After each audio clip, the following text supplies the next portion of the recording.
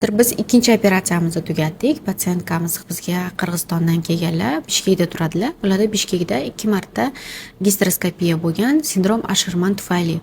Hozir bularda bizda planda sindrom Ashermanni razvedeniya qilish spaykalarni и PRP subendometrialni PRP terapiya plan qilingandi. Hozir ko'rib turganingizdek, bu juda ham qiyin keyslardan bittasi.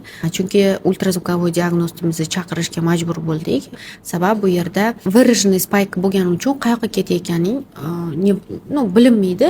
Bu yerda risk perforatsiya juda ham katta bo'lganligi uchun ultrazvukovoy diagnost bilan birgalikda kirib, точно нашли ход, hamma spaykalarni razvedeniya qildik. Dno matki ko'rib turganingizdek juda ham chiroyli. Ustya truba ikkala tarafda доступны к осмотру, hammasi joyida.